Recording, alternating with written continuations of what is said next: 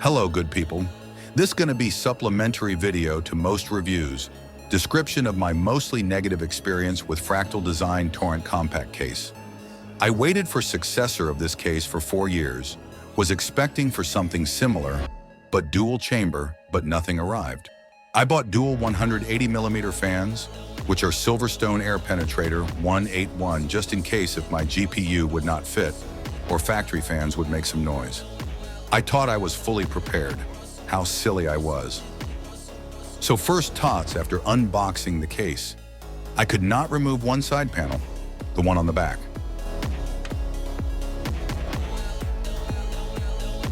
I checked if there was transport screws, but no, there wasn't any, which is also a bummer. So I'm struggling to take off side panel, which is squashed by top I/O panel for some reason, losing screws holding that part, but it still won't come off. I used more force and it came off. Now I have to repeat this every time I want this panel off, and there was many situations when I had to remove it. Jerking tempered glass panels isn't a good idea in general, but Fractal decided this will be the only way.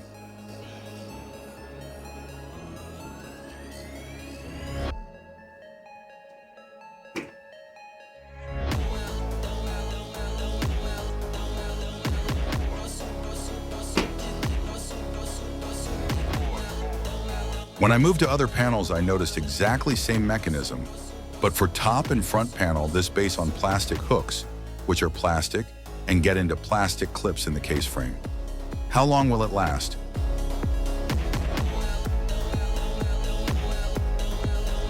Well, top panel can be secured with 2 screws just in case, but front panel, which need to be removed for access to dust filters, doesn't have any place for screws. So if one hook will break, well, I will have case without front panel. That's very bad design. Also, this is very hard to mount the front panel into place.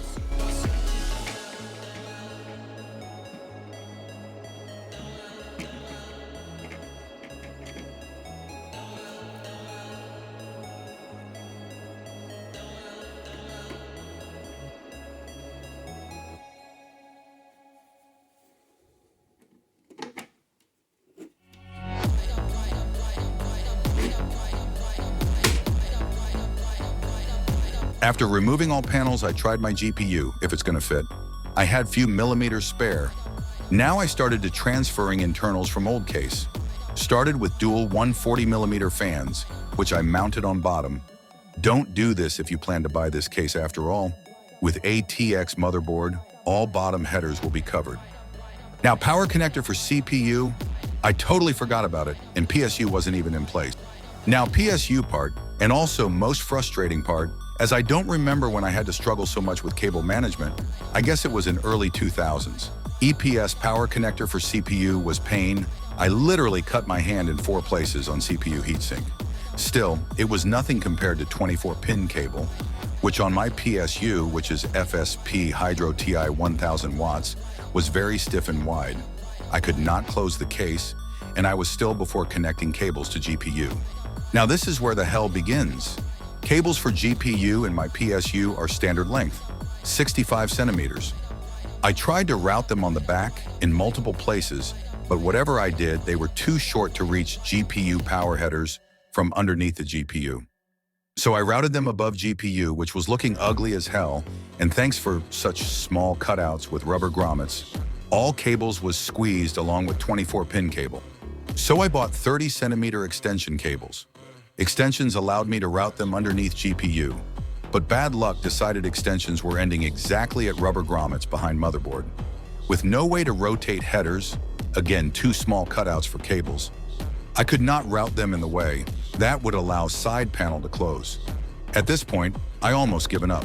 Space for cables is so miserable that you won't be able to use any cable management like in other cases. Unlike you got PSU with flat cables. There is even not enough places to catch cable to motherboard tray.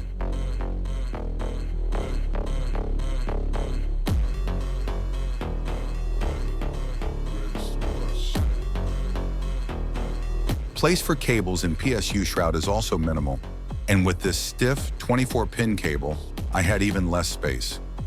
Delicate RGB cable is also next trouble. Decided to route GPU cables through fill port. I was able to route them through fill port under 24-pin USB-C connector and reach extensions I bought. In the end, I don't see much of a sense for bottom fan, but it also served as additional wiring point for cables. Thanks to ATX and bottom fans, compatibility USB 3 header was making impossible to mount one of two bottom fans in any other way. So build was complete. I launched system, entered BIOS, adjusted fan curves, and had great temps, and I lived long and happy. Well, that's not the end. Temps was actually crazy good. Case is very quiet, air pressure on the back is very strong.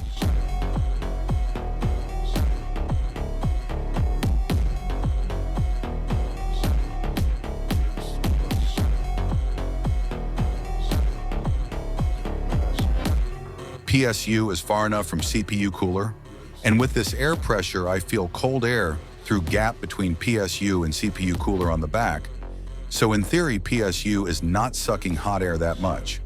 I got idea to make air pocket for PSU shroud if something start to overheat, but that's not needed for now. After testing thermals, fan noise, I shut down the system and started to tidy up my room after build. I noticed shouts of plastic on the case. That is expected in all cases with plastic parts on the top, but here effect lasts much longer as heat with all fans off gets trapped in PSU shroud area and between PSU shroud and front fan. With no pressure, it won't go out. That's next design flaw. That shouts can almost give you heart attack in the middle of the night when you are in the bed in dead silent room.